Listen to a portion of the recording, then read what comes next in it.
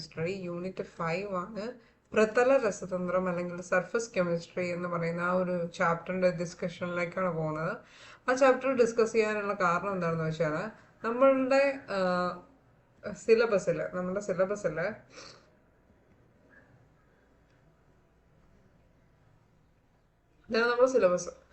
സിലബസിലെ module 7, അതായത് നമ്മളിപ്പോൾ deal ചെയ്തുകൊണ്ടിരിക്കുന്ന മൊഡ്യൂൾ 7 ഇങ്ങനെ ഒരു ഏരിയ ഉണ്ട്. അതായത് homogeneous and heterogeneous catalysis, enzyme catalysis, അത് കഴിഞ്ഞ് photosynthesis, simple photochemical reactions, fluorescence, phosphorescence, അതങ്ങോട്ട് ഒഴിവാക്കി കഴിഞ്ഞ് കഴിഞ്ഞാൽ again you can see chemisorption and physisorption, factors affecting adsorption isotherms, classification, preparation, purification and properties of colloids, protective colloids, cold number, application of colloids. അപ്പോൾ ഇത്രയും കാര്യങ്ങൾ വരുന്നത്, അതായത് ആ ഫോട്ടോസിന്തസിസ്, പിന്നെ സിമ്പിൾ ഫോട്ടോ കെമിക്കൽ റിയാക്ഷൻസും ഫ്ലൂറസൻസും ഫോസ്ഫോറസൻസും ഒന്ന് മാറ്റി നിർത്തിയാൽ ബാക്കി വരുന്ന ആ ഒരു ഏരിയ മൊത്തം നമ്മൾ ക്ലാസ് 12 കെമിസ്ട്രിയിലെ പ്രതല രസതന്ത്രം എന്ന് പറയുന്ന 5ാമത്തെ ചാപ്റ്റർ, അത് ഇപ്പോഴത്തെ സിലബസിൽ ഇൻക്ലൂഡഡ് അല്ല, അത് പ്രീവിയസ് സിലബസിൽ, അതായത് പുതിയ ടെക്സ്റ്റ് ബുക്കിൽ എനിക്ക് വന്നത് ഇൻക്ലൂഡഡ് ആണോ ഇല്ലയോ എന്ന് അറിയത്തില്ല. എനിവേ നമുക്കത്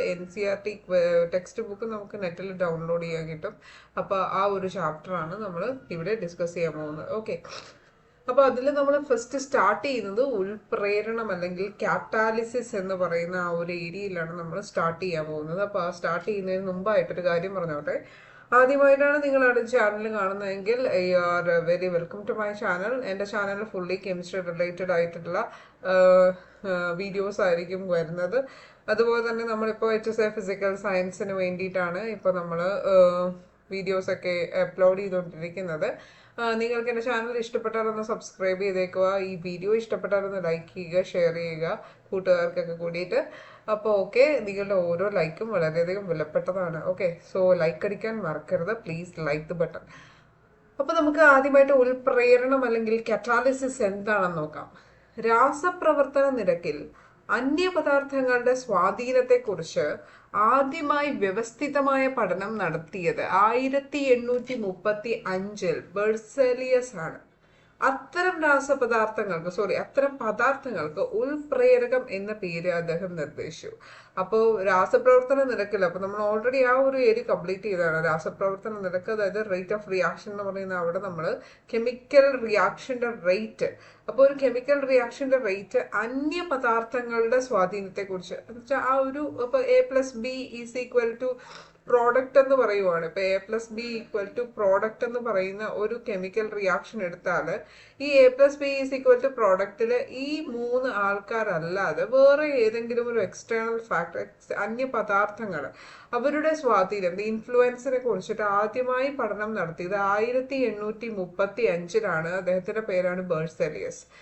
അത്തരം പദാർത്ഥങ്ങൾക്ക് ഉൾപ്രേരകം അല്ലെങ്കിൽ കാറ്റലിസ്റ്റ് എന്ന് പേര് അദ്ദേഹം നിർദ്ദേശിച്ചു. അപ്പൊ കാറ്റലിസ്റ്റ് എന്ന് പറയുന്ന പേര് നിർദ്ദേശിച്ചത് ബെർസേലിയസ് ആണ്. 1835 രാസപ്രവർത്തനത്തിന്റെ വേഗതയെ ത്വരിതപ്പെടുത്തുകയും, അപ്പോൾ വാട്ട് ദേ ആർ ഡൂയിങ്, രാസപ്രവർത്തനത്തിന്റെ വേഗത, speed of the chemical reaction increase ചെയ്യുകയും അതേസമയം രാസപരമായ ഘടനയിലും അളവിലും വ്യത്യാസം വരാതെ തന്നെ പ്രവർത്തനത്തിന് ശേഷം കാണപ്പെടുകയും ചെയ്യുന്നു.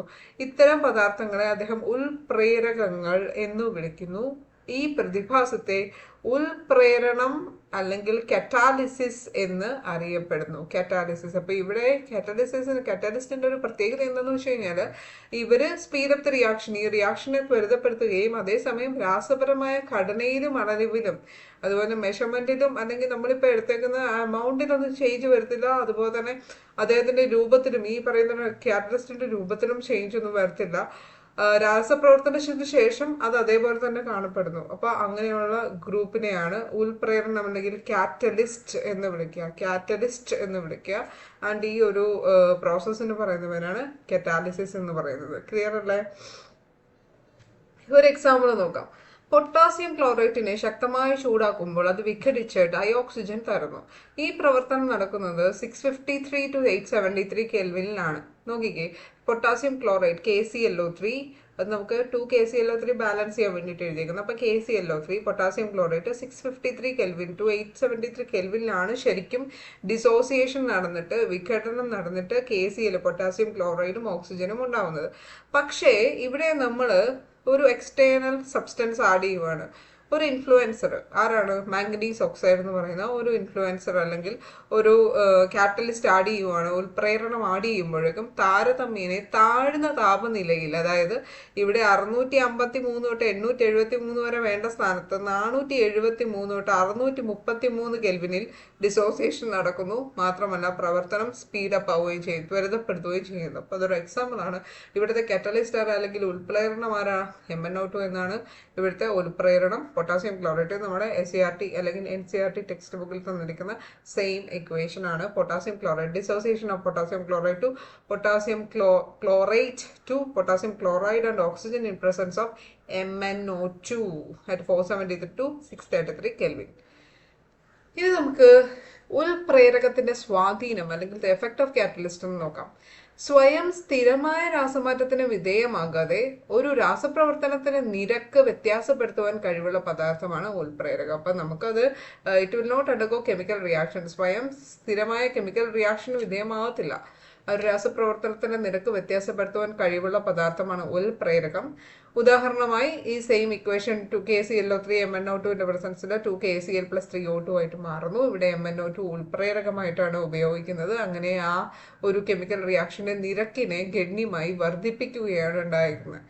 ഒരു പദാർത്ഥത്തിന്റെ സാന്നിധ്യം മൂലം ഒരു നിശ്ചിത രാസപ്രവർത്തനത്തിന്റെ നിരക്ക് കുറയുകയാണെങ്കിൽ, ഇപ്പൊ ഇവിടെ നമ്മൾ പറഞ്ഞത് MnO2 എന്ന് പറയുന്നത് ഈ ഒരു പർട്ടിക്കുലർ കെമിക്കൽ റിയാക്ഷനെ ഇൻക്രീസ് ചെയ്തു, സ്പീഡപ്പ് ചെയ്തു, ഇതിന്റെ റേറ്റ് ഇൻക്രീസ് ചെയ്തു എന്നാ പറഞ്ഞത്. റേറ്റ് ഇൻക്രീസ് ചെയ്തു മീൻസ് റേറ്റ് ഇൻക്രീസ് ചെയ്യിക്കാൻ സാധിച്ചു means it will speed up the reaction. അപ്പൊ ഇവിടെ നമ്മൾ നമുക്ക് നിരക്ക് കുറയ്ക്കുകയാണെങ്കിൽ എന്ത് സംഭവിക്കും? ആ പദാർത്ഥത്തെ എന്ത് പറയും? ഉൽപ്രേരകം എന്ന് വിളിക്കുന്നതിന് പകരം അദ്ദേഹം പ്രതിബന്ധകം അല്ലെങ്കിൽ ഇൻഹിബിറ്റർ എന്ന് വിളിച്ചു. പ്രതിബന്ധകം അല്ലെങ്കിൽ ഇൻഹിബിറ്റർ. അപ്പം റേറ്റ് ഓഫ് റിയാക്ഷൻ ഡിക്രീസ് ചെയ്യിക്കാൻ സാധിപ്പിക്കുന്ന പദാർത്ഥത്തിനെ നമ്മൾ പ്രതിബന്ധകം അല്ലെങ്കിൽ ഇൻഹിബിറ്റർ എന്ന് വിളിച്ചു. അടുത്തത് മധ്യവർത്തി സങ്കുല സിദ്ധാന്തം. മധ്യവർത്തി സങ്കുല സിദ്ധാന്തം എന്ന് പറഞ്ഞാൽ എന്താ?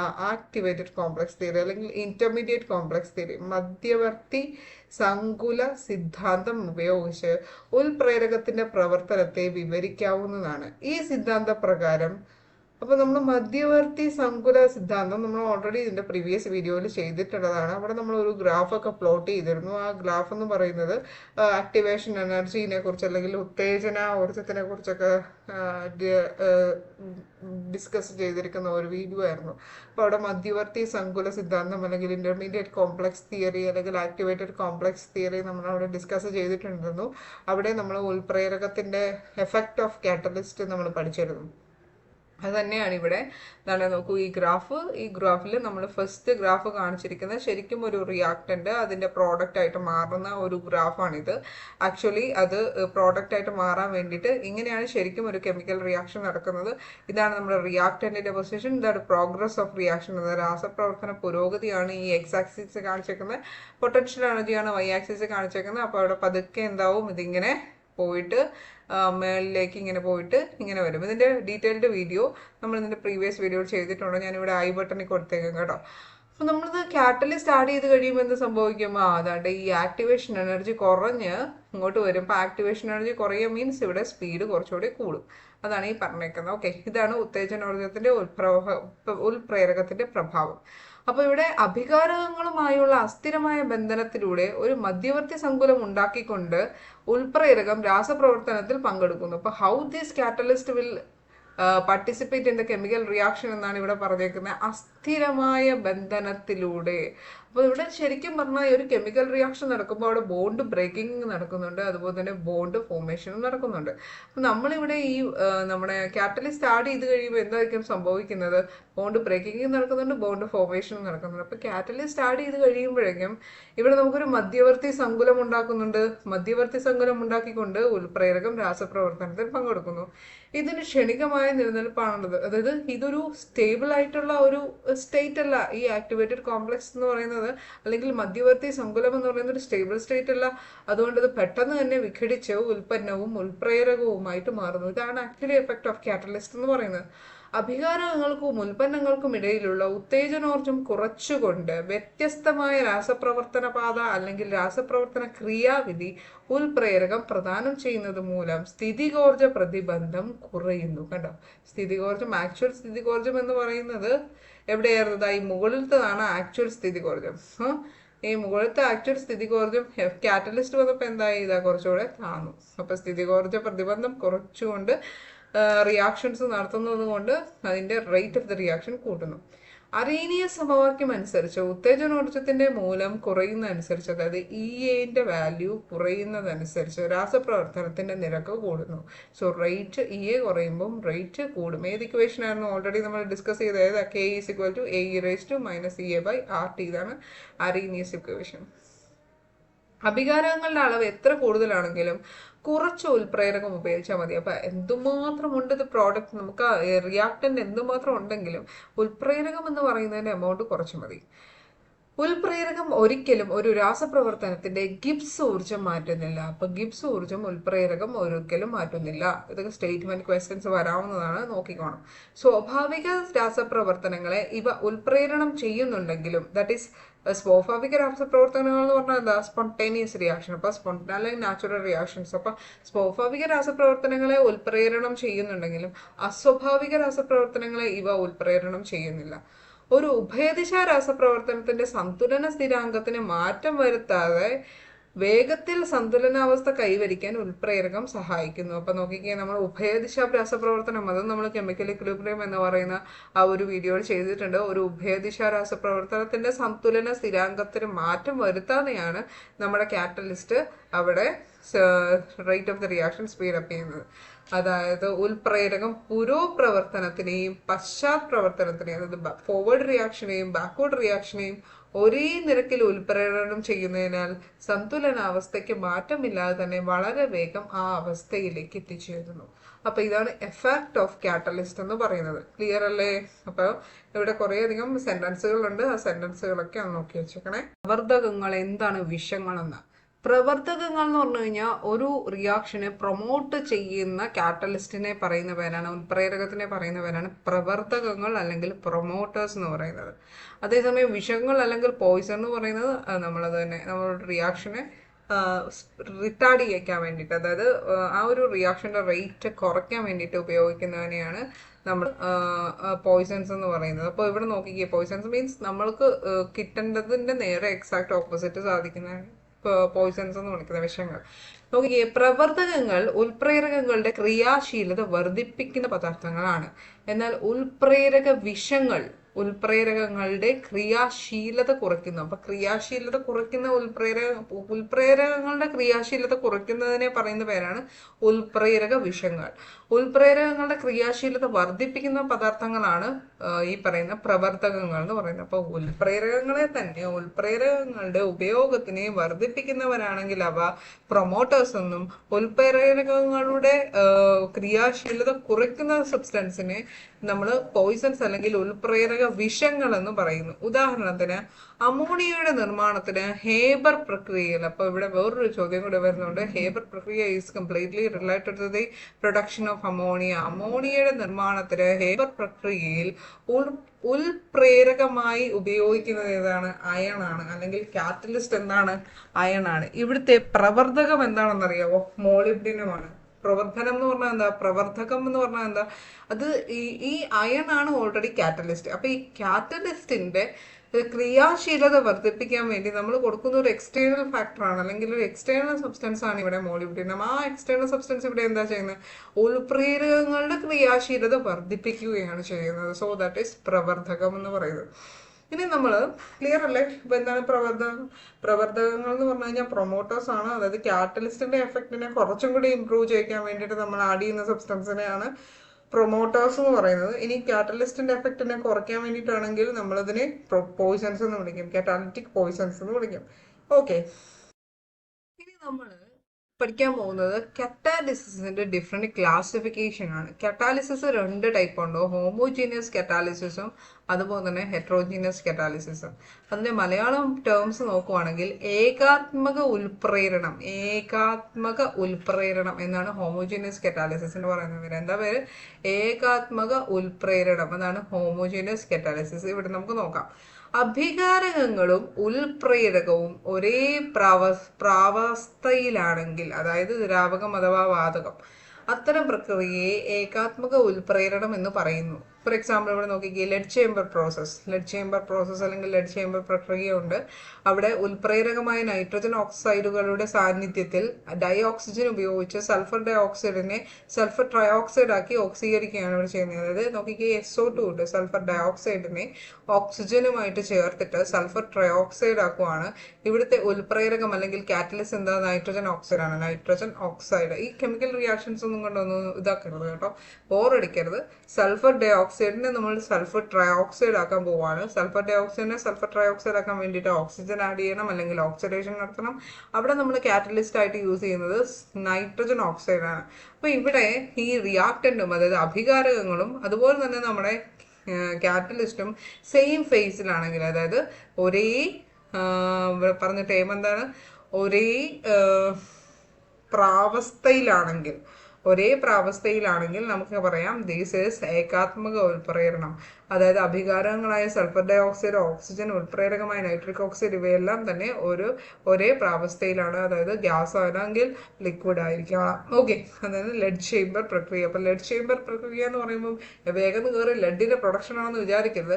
ലെഡ് ചേംബർ പ്രക്രിയ അല്ലെങ്കിൽ ലെഡ് ചേംബർ പ്രോസസ് എന്ന് പറയുന്നത് സൾഫർ ട്രയോക്സൈഡ് എവിടെ നിന്നാണ് ഉണ്ടാക്കുന്നത്? സൾഫർ ഡയോക്സൈഡിൽ നിന്നാണ്. സൾഫർ ഡയോക്സൈഡിനെ ഓക്സിഡേഷൻ വഴി സൾഫർ ട്രയോക്സൈഡ് ആക്കുവാണ്.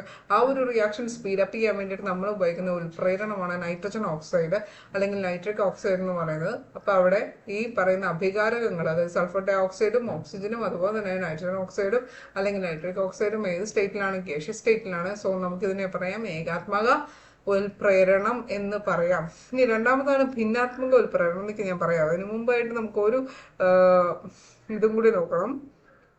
അതായത് മീഥൈൽ അസറ്റേറ്റിന്റെ ജലവിശ്ലേഷണം, ഹൈഡ്രോളിസിസ് ഓഫ് മീഥൈൽ അസറ്റേറ്റ് ഇവിടെ ഡീൽ ചെയ്യുന്നത് കേട്ടോ. ഹൈഡ്രോളിസിസ് ഓഫ് മീഥൈൽ അസറ്റേറ്റില് മീഥൈൽ അസറ്റേറ്റിന്റെ ജലവിശ്ലേഷണത്തിൽ ഹൈഡ്രോക്ലോറിക് ആസിഡിൽ നിന്ന് ലഭിക്കുന്ന H+ അയോണുകളാണ് ഉൽപ്രേരകമായി പ്രവർത്തിക്കുന്നത്. മോസ്റ്റ് ഓഫ് ദ കെമിക്കൽ റിയാക്ഷനിൽ നമുക്കറിയാം ഒരു H+ അയോൺ ഈ ആരോന്റെ തൊട്ട് മുകളിൽ എഴുതിയിട്ടുണ്ടാവും. അത് ശരിക്കും ഈ H+ അയോൺസ് എന്ന് പറയുന്ന വേറൊന്നുമല്ല, കാറ്റലിസ്റ്റ് ആണ്. അത് കിട്ടുന്നത് എവിടുന്ന? ഹൈഡ്രോക്ലോറിക് ആസിഡിൽ നിന്നാണ് ആ കാറ്റലിസ്റ്റ് കിട്ടുന്നത്. ഇപ്പോൾ നോക്കിയാൽ മീഥൈൽ അസറ്റേറ്റ് CH3COO അത് ലിക്വിഡ് സ്റ്റേറ്റിലാണ്. ഈ ലിക്വിഡ് സ്റ്റേറ്റിൽ നമ്മൾ ഹൈഡ്രോളിസിസ് ആണ് നടത്തുന്നത്. അതായത് വാട്ടർ കൊണ്ട് നമ്മൾ ഇതിനെ ബ്രേക്ക് ചെയ്യുവാണ്. അപ്പോൾ നമുക്ക് ആസിഡും ആൽക്കഹോളും കിട്ടും. അപ്പോൾ ഒരു എസ്റ്ററിനെ ഹൈഡ്രോളിസിസ് നടത്തി കഴിഞ്ഞാൽ ആസിഡും ആൽക്കഹോളും കിട്ടും. ഇവിടുത്തെ ഈ HCl ഇവിടെ നമുക്കുള്ളത് H+ എന്ന് പറയുന്ന കാറ്റലിസ്റ്റ് ആണ്. അപ്പോൾ ഇവിടെ കാറ്റലിസ്റ്റ് എന്ന് പറയുന്നത് HCl എന്ന് പറയുന്നത് ലിക്വിഡ് സ്റ്റേറ്റിലാണ്. അതുപോലെ തന്നെ നമ്മുടെ അഭികാരകങ്ങളായ മീഥൈൽ അസറ്റേറ്റും വാട്ടറും ലിക്വിഡ് സ്റ്റേറ്റിലാണ്. സോ നമുക്കിവിടെ എന്ത് പറയാം? This is an example for ഏകാത്മക ഉൽപ്രേരണം എന്ന് പറയാം. അടുത്തത് മൂന്നാമതൊരു എക്സാമ്പിളും കൂടെ പറഞ്ഞിട്ടുണ്ട്. സൾഫ്യൂരിക് ആസിഡ് പ്രദാനം ചെയ്യുന്ന H+ അയോണുകൾ ഉൽപ്രേരകമായി പ്രവർത്തിക്കുന്ന പഞ്ചസാര ലായനിയുടെ ജലവിശ്ലേഷണം. അപ്പോൾ ഇവിടെ നോക്കിക്കുക, പഞ്ചസാര ലായനി C12H12O11 + H2O in presence of H2SO4 ഗ്ലൂക്കോസും ഫ്രക്ടോസുമായിട്ട് വരുന്നുണ്ട്. അപ്പോൾ ഇത് നമ്മുടെ സൂക്രോസ് ആണ് കേട്ടോ. പഞ്ചസാര സൂക്രോസ് ഡിസോസിയേറ്റ് ചെയ്ത് ഗ്ലൂക്കോസും ഫ്രക്ടോസും ആകുന്ന ഈ ഒരു ഹൈഡ്രോളിസിസ് പ്രോസസ്സും എന്താണ്? ഏകാത്മക അല്ലെങ്കിൽ ഇത് ലിക്വിഡ് സ്റ്റേറ്റിലാണ്, ഇതും ലിക്വിഡ് സ്റ്റേറ്റിലാണ്. H2SO4 liquid സ്റ്റേറ്റിലാണ്. അല്ലെങ്കിൽ ഏകാത്മക ഉൽപ്രേരകമാണ്. അതായത് അഭികാരകങ്ങളും ഉൽപ്രേരകവും ഒരേ പ്രാവസ്ഥയിലാണെങ്കിൽ നമുക്കതിനെ ഏകാത്മക ഉൽപ്രേരകവും ഹോമോജീനിയസ് കറ്റാലിസിസ് എന്ന് വിളിക്കാം. ക്ലിയർ അല്ലേ? അപ്പോൾ 3 എക്സാമ്പിൾസ് ആണ് നമ്മളിവിടെ പഠിച്ചത്. ഒന്നാമത് സൾഫർ ലെഡ് ചേംബർ പ്രോസസ്, രണ്ടാമത്തേത് ഹൈഡ്രോളിസിസ് ഓഫ് മീഥൈൽ അസറ്റേറ്റ്, മൂന്നാമത്തേത് ഹൈഡ്രോളിസിസ് ഓഫ് സൂക്രോസിനെ ഗ്ലൂക്കോസും ഫ്രക്ടോസും ആക്കുന്ന ആ ഒരു പ്രക്രിയ. അപ്പോൾ ഏകാത്മക ഉൽപ്രേരണം എന്താണെന്ന് എല്ലാവർക്കും മനസ്സിലായി. അടുത്തതായി നമ്മൾ ഭിന്നാത്മക ഉൽപ്രേരണം അല്ലെങ്കിൽ ഹെട്രോജീനിയസ് കറ്റാലിസിസ് എന്താണെന്നാണ് നോക്കുന്നത്. അപ്പോൾ സിമ്പിളാണ്. അഭികാരകങ്ങളും ഉൽപ്രേരകവും വ്യത്യസ്ത പ്രാവസ്ഥയിലാണെങ്കിൽ നമുക്ക് ഉൽപ്രേരണത്തെ ഉൽപ്രേരണത്തെ ഭിന്നാത്മക ഉൽപ്രേരണം എന്ന് പറയാം. ഇപ്പോൾ ഫോർ എക്സാമ്പിൾ പ്ലാറ്റിനത്തിന്റെ സാന്നിധ്യത്തിൽ സൾഫർ ഡൈ ഓക്സൈഡിന്റെ ഓക്സീകരണം, അതായത് sulphur dioxide plus O2 in presence of platinum. Platinum എന്ന് പറയുന്നത് മെറ്റൽ ആണ്, ദാറ്റ് ഈസ് എ സോളിഡ് ആണ്. So SO2 plus O2 gives 2SO3 എന്ന് പറയുന്നത് പ്ലാറ്റിനത്തിന്റെ പ്രസൻസിലാണെങ്കിൽ ഇത് ഭിന്നാത്മക ഉൽപ്രേരണവും, നൈട്രജൻ ഓക്സൈഡിന്റെ പ്രസൻസിലാണെങ്കിൽ ഇത് ഏകാത്മക ഉൽപ്രേരണവുമാവുന്നു. ക്ലിയർ അല്ലേ? ഇനി ഇവിടെ അഭികാരകം വാതകാവസ്ഥയിലാണ്, അതുപോലെ തന്നെ ഉൽപ്രേരകം ഖരാവസ്ഥയിലാണ്. നമുക്ക് അടുത്തൊരു എക്സാമ്പിൾ ആണ് ഹേബർ പ്രക്രിയ എന്ന് പറയുന്നത്. ഹേബർ പ്രക്രിയയിൽ സൂക്ഷ്മാവസ്ഥയിലുള്ള അയണിന്റെ സാന്നിധ്യം, സൂക്ഷ്മാവസ്ഥയിൽ മീൻസ് പൗഡേർഡ് അയൺ ആണ് ഇവിടെ യൂസ് ചെയ്യുന്നത്. ഡൈനൈട്രജനും ഡൈഹൈഡ്രജനും ചേർന്ന് അമോണിയ ഉണ്ടാകുന്നു. N2+3H2 gives 2NH3 എന്ന് പറയുന്നത് ഹേബർ പ്രോസസ്സിൽ അയണിന്റെ പ്രസൻസിൽ, ഇവിടെ അയണാണ് ഉൽപ്രേരകമാവുന്നത്. ഇവിടെ അയൺ എന്ന് പറയുന്ന മെറ്റൽ ആണ്, അത് സോളിഡ് സ്റ്റേറ്റിലാണ്. നൈട്രജനും ഹൈഡ്രജനും ഗേഷ്യസ് സ്റ്റേറ്റിലാണ്. അതായത് അഭികാരകങ്ങൾ വാതകാവസ്ഥയിലും ഉൽപ്രേരകമായ അയൺ ഖരാവസ്ഥയിലുമാണ്. So this is an example for ഭിന്നാത്മക ഉൽപ്രേരണം എന്ന് പറയാം. അടുത്തത് ഓസ്റ്റ്വാൾ പ്രോസസ്. ഓസ്റ്റ്വാൾ പ്രോസസ് അല്ലെങ്കിൽ ഓസ്റ്റ്വാൾ പ്രക്രിയയിൽ പ്ലാറ്റിനം വലയുടെ സാന്നിധ്യത്തിലാണ് അമോണിയ ഓക്സീകരണത്തിന് വിധേയമായി നൈട്രിക് ഓക്സൈഡായിട്ട് മാറുന്നത്. Oswald process. അപ്പോൾ ഓസ്വാൾ പ്രോസസ്സിൽ ഇവിടെ പ്ലാറ്റിനം ഗോസ് ഉണ്ട്, അവിടെ ഒരു പ്ലാറ്റിനം വലയുണ്ട്. അപ്പോൾ പ്ലാറ്റിനം എന്ന് പറയുന്ന സോളിഡ് ആണ്. ബാക്കിയുള്ള ആൾക്കാർ അമോണിയയും ഓക്സിജനും ഇവിടെ ഗേഷ്യസ് സ്റ്റേറ്റിലാണ്. ഉണ്ടാവുന്ന നൈട്രജൻ ഓക്സൈഡ് അത് നമ്മൾ നോക്കേണ്ട കാര്യമില്ല, പ്രോഡക്റ്റിനെ നോക്കേണ്ട, ഉൽപ്പന്നത്തെ നോക്കേണ്ട കാര്യമില്ല.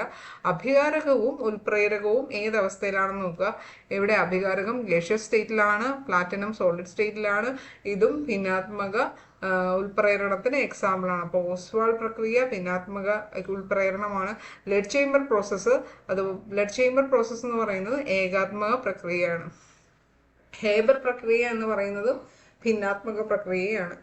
ഒരു എക്സാമ്പിൾ കൂടെ നോക്കാം. അതിസൂക്ഷ്മാവസ്ഥയിലുള്ള നിക്കൽ ഉൽപ്രേരകത്തിന്റെ സാന്നിധ്യത്തിൽ സസ്യ എണ്ണയുടെ ഹൈഡ്രജനീകരണം, അതായത് നമ്മൾ ശരിക്കും ഹൈഡ്രജനേഷൻ പഠിച്ചിട്ടുണ്ട് അല്ലെ? Hydrogenation in presence of nickel. അവിടെ നിക്കൽ എന്ന് പറയുന്നത് സോളിഡ് ആണ്, ഹൈഡ്രജൻ എന്ന് പറയുന്നത് ഗ്യാസ് ആണ്. സസ്യ എണ്ണകൾ എന്ന് പറയുന്നത് നമ്മൾ നമ്മുടെ ഓയിൽ, അതായത് വെജിറ്റബിൾ ഓയിൽ ഹൈഡ്രജനേഷൻ നടത്തുകയാണ്.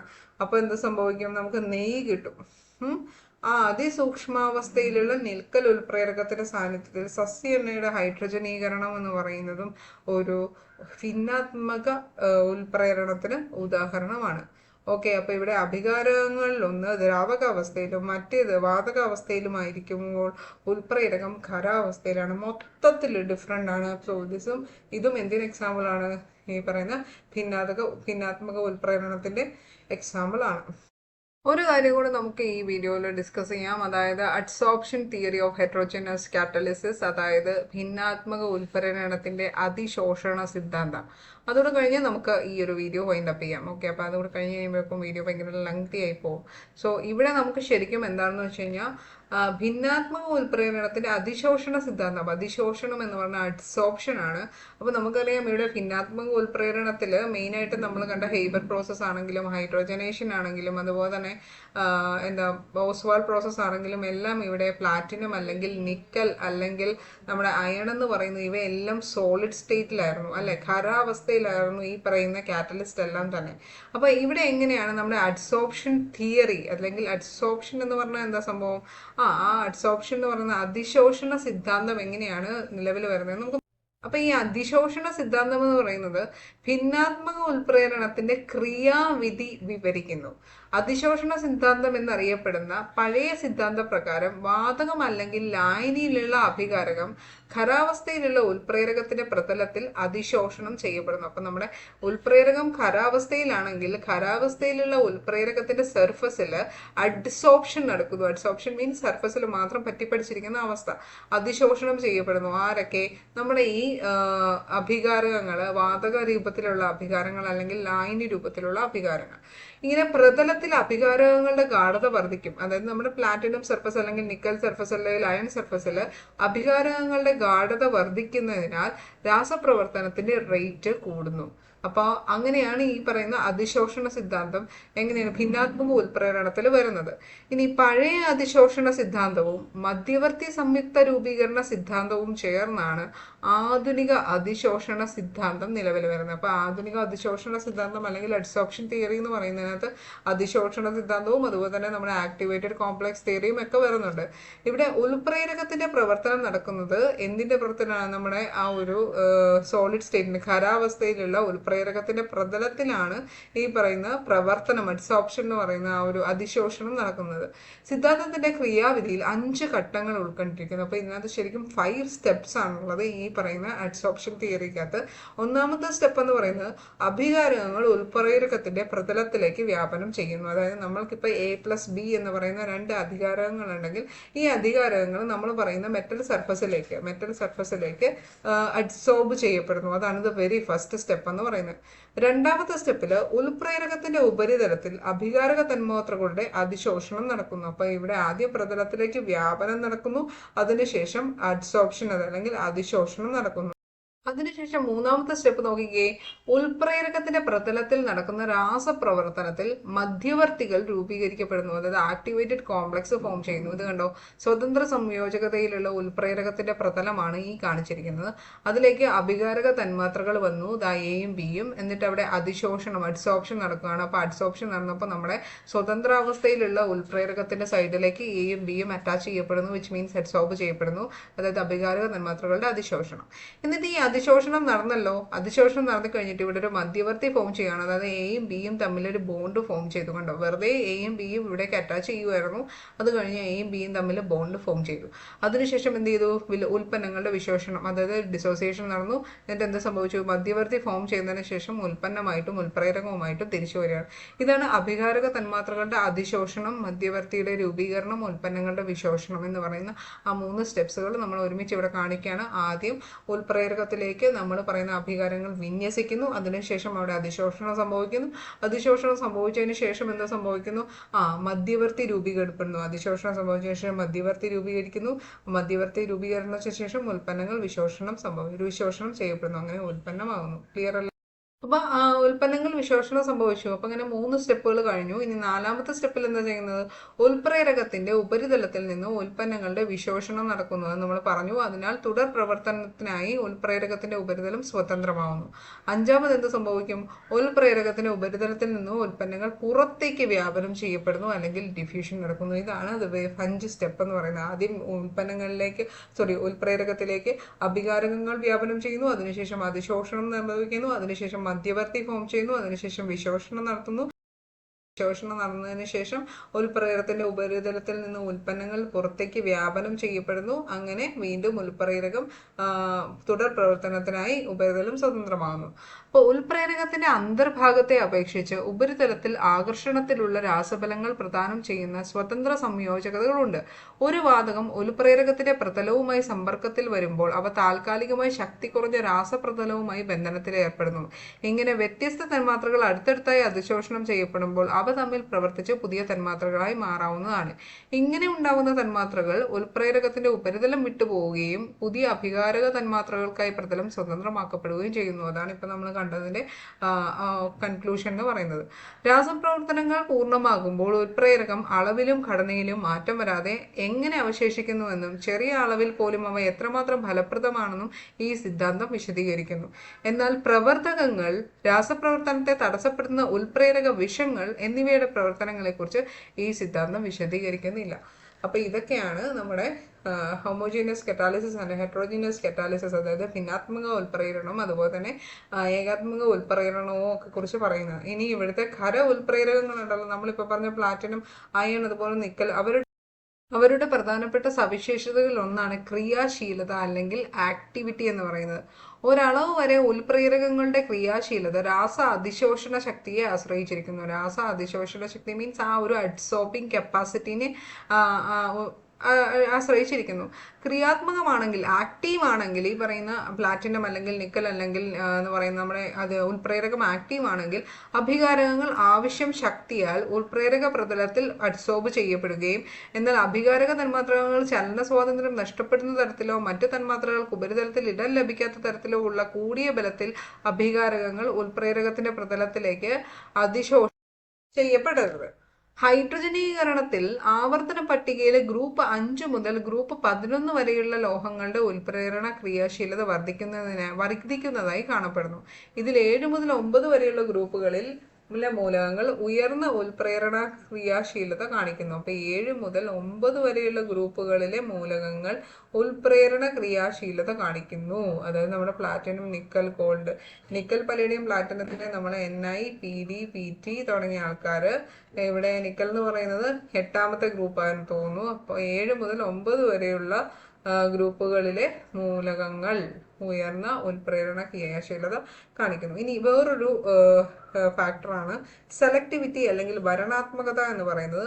ഒരേ പ്രവർത്തന സാഹചര്യങ്ങളിൽ തന്നെ ഒന്നിലധികം ഉൽപ്പന്നങ്ങൾ സാധ്യമാണെങ്കിൽ ഒരു നിശ്ചിത ഉൽപ്പന്നത്തിന്റെ രൂപീകരണത്തിലേക്ക് മാത്രം രാസപ്രവർത്തനത്തെ നയിക്കാനുള്ള ഉൽപ്രേരകത്തിന്റെ കഴിവാണ് വരണാത്മക അല്ലെങ്കിൽ സെലക്ടിവിറ്റി എന്ന് പറയുന്നത്. ഇവിടെ നോക്കിയ കാർബൺ മോണോക്സൈഡും ഹൈഡ്രജനും ചേർന്ന് നിക്കലിന്റെ പ്രസൻസിൽ ഇവിടെ എന്തുണ്ടാക്കി? മീഥേൻ ഉണ്ടാക്കി. അതേസമയം ഇവിടെ നോക്കിക്കേ, കാർബൺ മോണോക്സൈഡും ഹൈഡ്രജനും സെയിം തന്നെയാണ് നമ്മുടെ റിയാക്ടൻസ് അല്ലെങ്കിൽ അഭികാരകങ്ങൾ. പക്ഷേ നിക്കലിന്റെ പ്രസൻസ് CH4 ഉണ്ടാക്കിയപ്പോൾ ഇവിടെ കോപ്പർ, സിങ്ക് ഓക്സൈഡ്, ക്രോമിയം ഓക്സൈഡിന്റെ പ്രസൻസിൽ അത് മെത്തനോൾ ഫോം ചെയ്തു.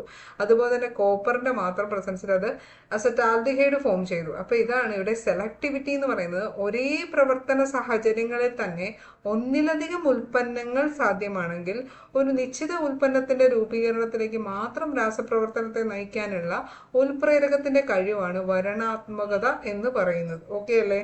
ഇനി ഇവിടെ ഉൽപ്രേരകങ്ങളുടെ പ്രവർത്തനം അത്യധികം വരണാത്മകമാണ് അഥവാ പ്രത്യേകതയുള്ളതാണ് എന്ന് ഈ ഒരു 3 റിയാക്ഷൻസ് സ്പഷ്ടമാക്കുന്നു. അതായത് നിക്കലിന്റെ പ്രസൻസിൽ മീഥെയിൻ, കോപ്പറിന്റെ പ്രസൻസിൽ കോപ്പർ, സിങ്ക് ഓക്സൈഡിന്റെ പ്രസൻസിൽ മെത്തനോള്, കോപ്പറിന്റെ മാത്രം പ്രസൻസിൽ അസറ്റാൽഡിഹൈഡ്. അപ്പോൾ ഒരു പദാർത്ഥം ഒരു പ്രത്യേക രാസപ്രവർത്തനത്തിന് മാത്രമേ ഉൽപ്രേരകമാകുന്നുള്ളൂ. അപ്പൊ ഈ ഒരു പർട്ടിക്കുലർ രാസപ്രവർത്തനം, അതായത് കാർബൺ മോണോക്സൈഡും ഹൈഡ്രജനും ചേർന്നിട്ട് അസറ്റാൽഡിഹൈഡ് മാത്രം ഉണ്ടാവാൻ വേണ്ടിയിട്ടാണ് നമ്മൾ കോപ്പർ ഉപയോഗിക്കുന്നത്. അതേസമയം നമുക്ക് മീഥേൻ വേണമെന്നുണ്ടെങ്കിൽ നമ്മൾ ഏത് ഉൽപ്രേരകം ഉപയോഗിക്കണം? നിക്കൽ ഉപയോഗിക്കണം. ഓക്കെ. തൽഫലമായി ഒരു രാസപ്രവർത്തനത്തിന് ഉപയോഗിക്കുന്ന ഉൽപ്രേരകം മറ്റൊരു രാസപ്രവർത്തനത്തിന് യോജിച്ച ഉൽപ്രേരകമാകണമെന്നില്ല. അപ്പോൾ ഇതൊക്കെയാണ് നമ്മുടെ കറ്റാലിസിസ് എന്ന് പറയുന്നത്. ഇതിന്റെ ബാക്കി ഒരു എൻസൈം കറ്റാലിസിസ് ഉണ്ട്. ആ എൻസൈം കറ്റാലിസിസ് നമുക്ക് കറ്റാലിസിസിന്റെ വരുമ്പോൾ ഒരു എൻസൈം കറ്റാലിസിസ് ഉണ്ട്. ആ എൻസൈം കറ്റാലിസിസ് നമുക്ക് മറ്റൊരു വീഡിയോയിൽ ഡിസ്കസ് ചെയ്യാം. അപ്പോൾ ഓക്കെ, എല്ലാവരും നല്ല രീതിയിൽ തന്നെ പഠിക്കുക. ഓക്കെ. സോ വീഡിയോ ഇഷ്ടപ്പെട്ടെങ്കിൽ ഒന്ന് ലൈക്ക് ചെയ്യാൻ മറക്കരുത് കേട്ടോ. Okay, thank you so much. മറ്റൊരു വീഡിയോയിൽ കാണാം.